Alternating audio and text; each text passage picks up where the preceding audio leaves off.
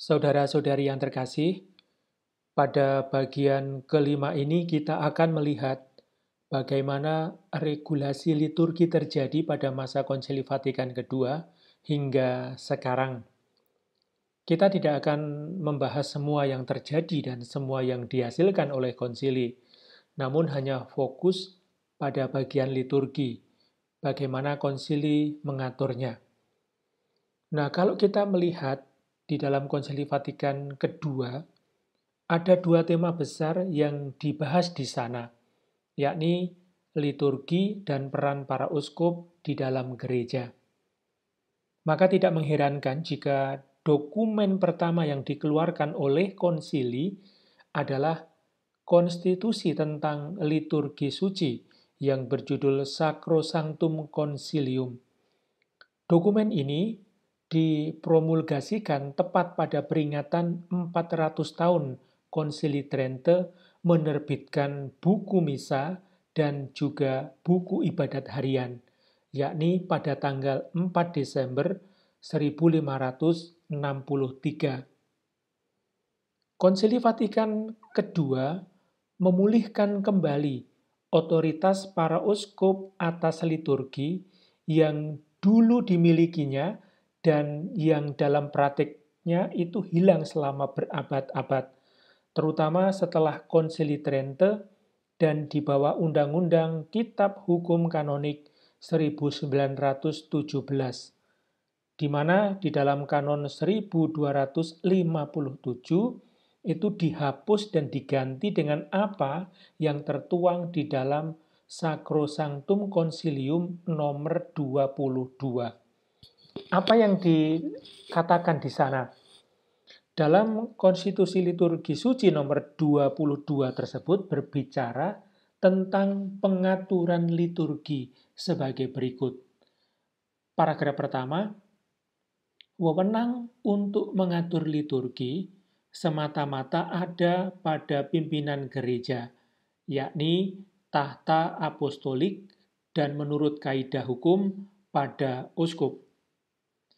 Lalu paragraf kedua, berdasarkan kuasa yang diberikan hukum, wewenang untuk mengatur perkara-perkara liturgi dalam batas-batas tertentu juga ada pada pelbagai macam konferensi uskup sedaerah yang didirikan secara sah. Lalu yang ketiga, maka dari itu tidak seorang lain pun meskipun imam boleh menambahkan, meniadakan, atau mengubah sesuatu dalam liturgi atas prakarsa sendiri. Nah, bagaimana membaca secara yuridis konstitusi liturgis nomor 22 ini? Dari dokumen tersebut kita melihat adanya pemulihan otoritas para uskup atas liturgi.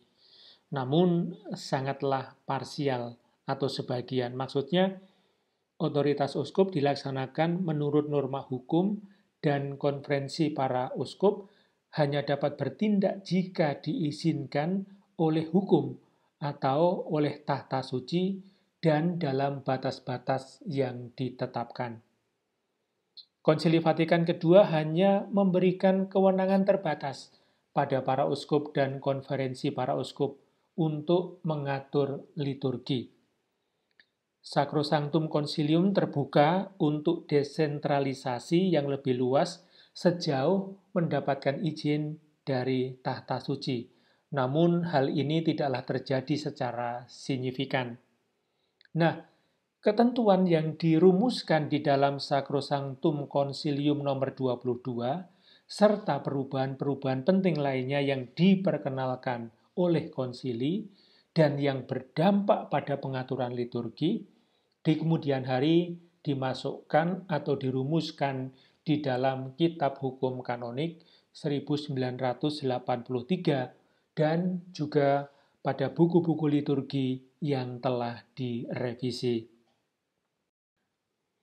Maka yang penting diingat adalah terdapat 3 otoritas utama di dalam pengaturan liturgi di dalam hukum gereja Latin. Yang pertama itu tahta suci, lalu yang kedua uskup diosesan, Dan yang ketiga, konferensi para uskup. Mari kita lihat satu persatu. Yang pertama, tahta suci. Baik konsili ekumenis maupun paus memiliki kuasa tertinggi di dalam gereja dan keduanya dapat mengatur liturgi melalui undang-undang. Namun Konsili Vatikan II secara luas memberikan kewenangan tersebut kepada tahta suci untuk mengimplementasikan pembaharuan yang dihasilkan oleh konsili. Kalau kita mendengar kata tahta suci, haruslah diingat bahwa tahta suci itu bukan hanya merujuk pada paus. Kalau disebut tahta suci, maka yang dimaksudkan selain paus juga sekretaris negara dan dikasteri Kuria Romana. Paus sendiri memiliki kuasa penuh, langsung dan universal yang bisa digunakan secara bebas. Akan tetapi, beliau melaksanakan urusan-urusan gereja universal melalui Kuria Roma yang membantu atas namanya dalam melaksanakan tugas-tugasnya. Belum lama ini, Paus Fransiskus melalui konstitusi apostolik Predicate Evangelium membaharui struktur dan fungsi Kuria Roma dalam pelayanannya kepada gereja, yakni pada tanggal 19 Maret tahun 2022. Tugas umum dari tata suci yang berkenaan dengan liturgi adalah pertama, mengatur liturgi suci bagi gereja universal. Lalu yang kedua, menerbitkan buku-buku liturgi dan memberikan rekognitio atau pengakuan atas terjemahan buku-buku liturgi tersebut. Dan yang terakhir, memastikan bahwa peraturan liturgi itu dipatuhi dengan setia dimanapun. Maka, segala hal yang berkaitan dengan liturgi itu menjadi wewenang kongregasi ibadat ilahi atau tata tertib sakramen. Kecuali yang menyangkut doktrin itu menjadi kewenangan dari kongregasi ajaran iman.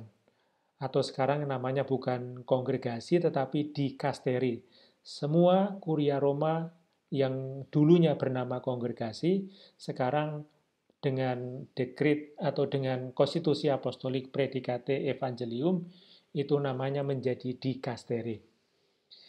Lalu bagaimana dengan tugas para uskup berkenaan dengan liturgi? Kita akan membahas pada edisi berikutnya.